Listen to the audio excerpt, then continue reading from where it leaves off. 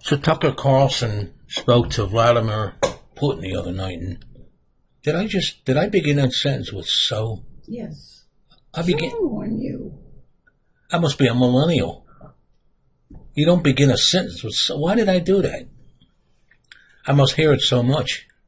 You're being conditioned, dear. Was that what it is? Being conditioned. Yeah, you. I hate that when they say so. It's a millennial thing. The proper usage of something like that, a sentence like that, in case you didn't know it, especially you millennials out there, you don't begin a sentence with so, a solo sentence with so. The so should follow something else you said prior to that. And I'll give you an example. The other night, Tucker Carlson had an interview with Vladimir Putin. So during that interview, I just threw in that so real fast, right?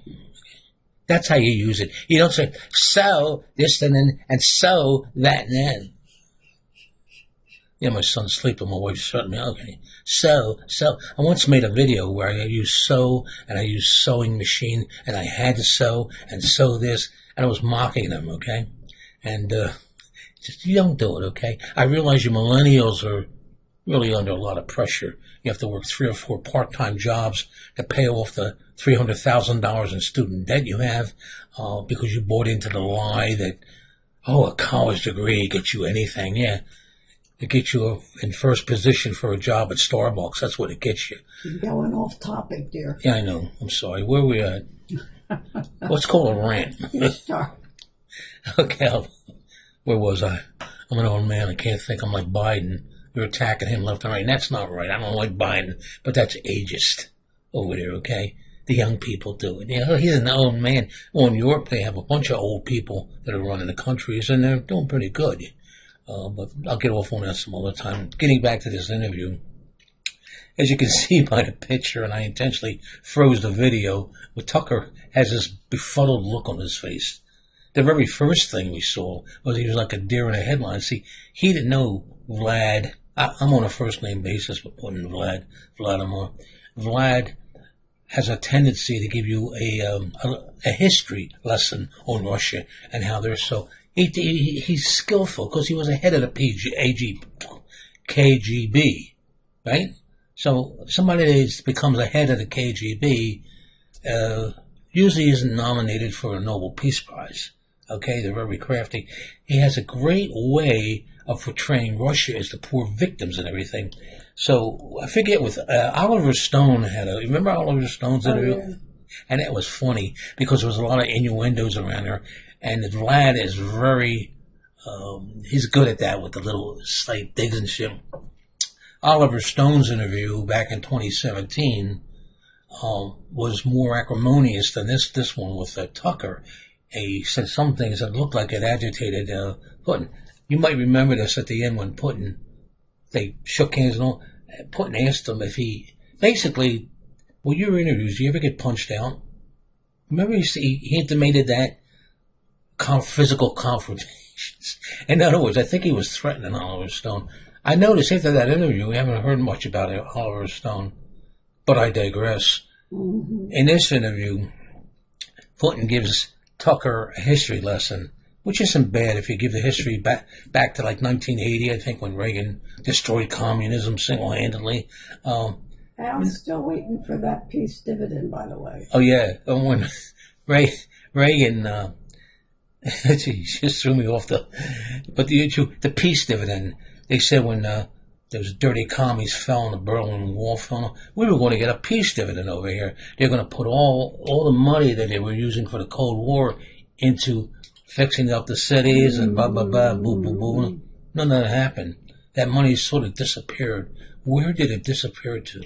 I wonder if it was to the elites that run the country. But at any rate, people's pockets. Yeah, not mine. Not mine either. And one other thing before I get back to this interview, eventually I'll get back to it. When we talk politics and all, I want to make you understand very clearly, we're not affiliated with any party. We're not party backers. We've sat out elections. We don't do any locals. You haven't voted locally in forever, right? We only do the nationals if need. I've voted local maybe once or twice. But it's always got the same people Yeah. running constantly. You can't get them the hell out of office. Sounds like the nationalists. I did a tally. Nixon, Johnson, blah, blah, blah, I won't give you the name. Well, we voted nationally, Republicans, 4 times. We voted for Democrats 7 times. Okay? We go with whoever can maybe help us somehow. I would vote for the late Pee Wee Herman, a.k.a. Paul Rubens, if I could put him on a ballot, okay? When we voted for Trump, it was a spite vote.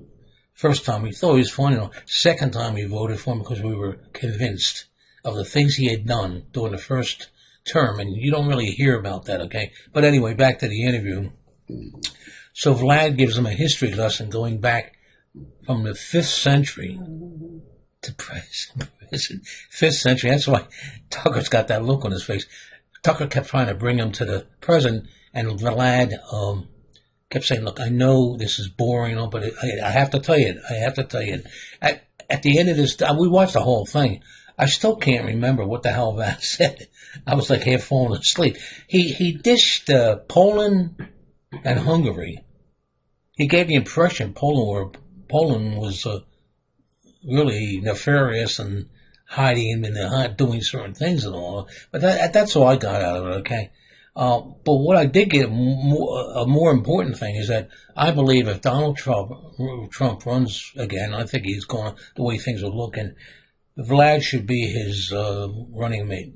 I really do think that, because after all, they were accusing Trump of collaborating with Vlad and vice versa. So he should have him, and Vlad could be his like war hawk.